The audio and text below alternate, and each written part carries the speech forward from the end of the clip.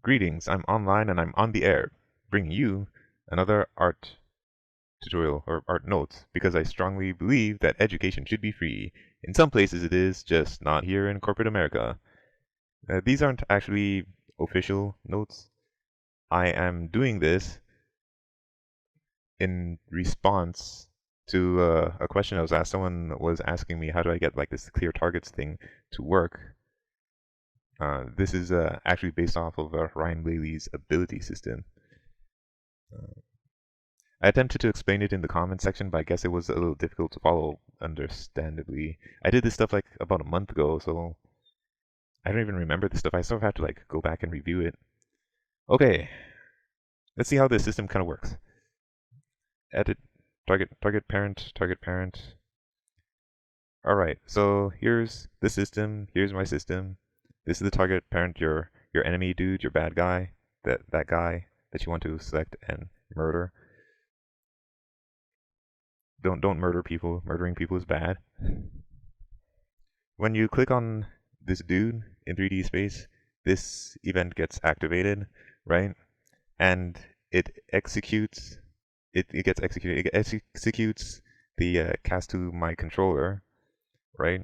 Which is basically an object that gets referenced through your projects, settings, maps, and modes. Maps and modes?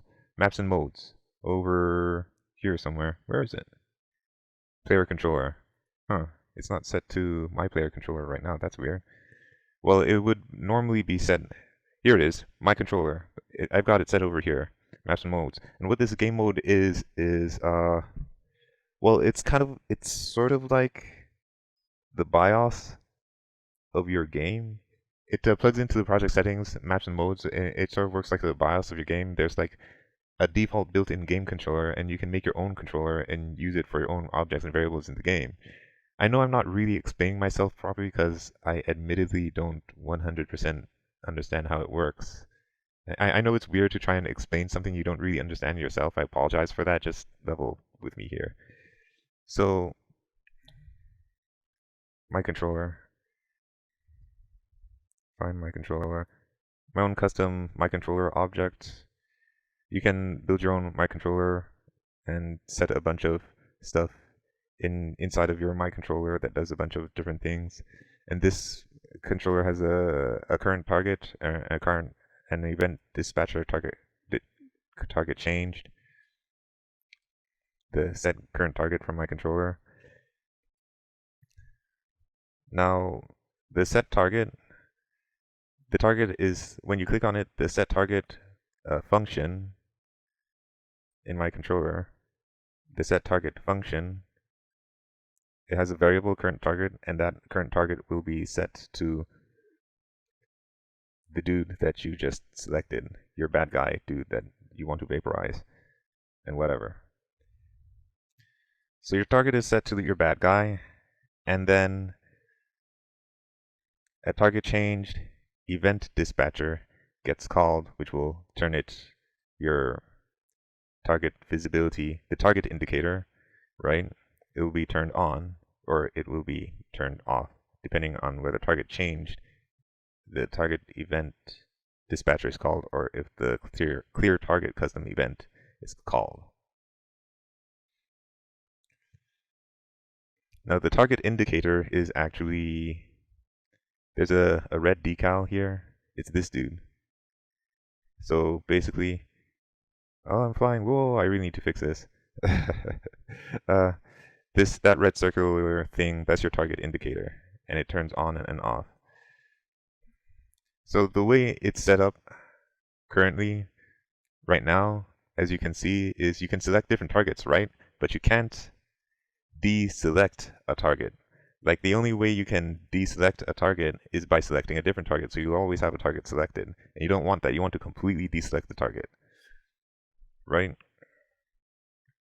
So there are a few things that I need to determine. There are a few things that I need to determine in terms of selecting and deselecting a target. I need to determine if something I selected was or was not currently selected. So I used a branch for that, right? I'll make some print strings just to simplify it for now. Print string. I did select this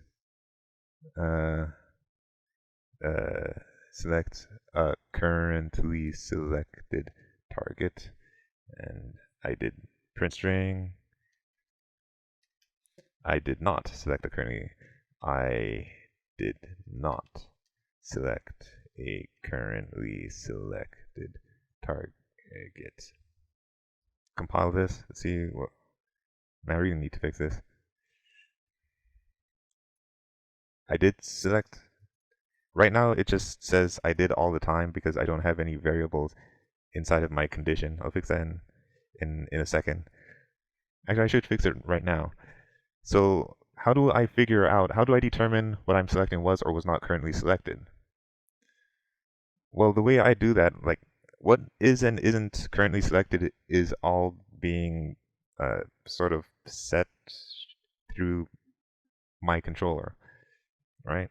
So I want to cast to my controller, get player controller. Whoops.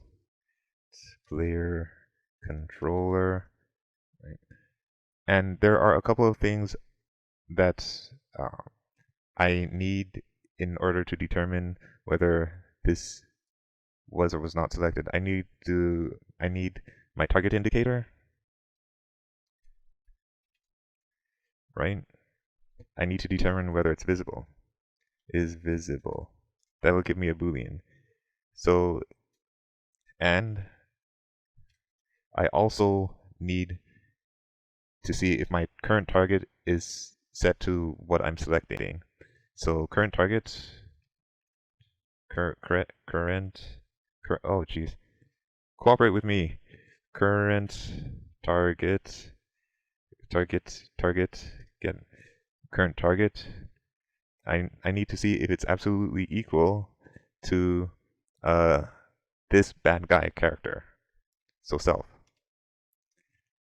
To this target dude. If this target dude is the same target dude that's being referenced inside my controller. So these two things, target indicator and the current target being set to self, will determine if I just selected something that was previously selected or not. Clean this up a little bit. Okay, whichever. Now it's probably always going to evaluate to false because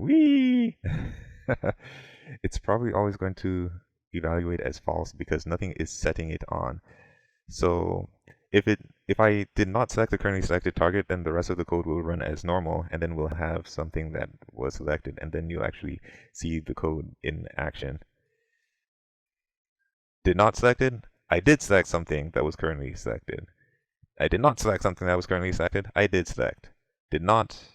Did. Okay, there you go. So now I can determine whether something I selected was or was not previously selected. So if I did select a previously selected dude, I want a couple of things to happen. I want my target indicator, my red target decal thing, to disappear. That can be handled through the event dispatcher or custom event handler. So basically this dude or this dude, they will like they will change my target indicator. Or I can just like set the target indicator. There are different ways you can execute it. I don't think it really matters. I think you can just use clear target. Clear target. I'm just gonna call clear target. Whoops, that's not what I wanted. Okay, here we go. Clear target. Clear target. Clear target. So now it clears. The red dot clears because this is being called. The custom event is being called, and when the custom event, this is the custom event that's being called, and it's setting the visibility to blank. New visibility is not checked. Blah blah blah. That turns it off. That turns off the decal. I also want to change what the current target is set to, right? So cast to my controller, get player controller,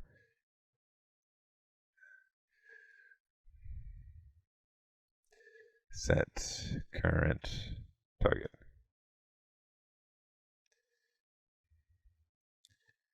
So this is going to set my current target to something, right?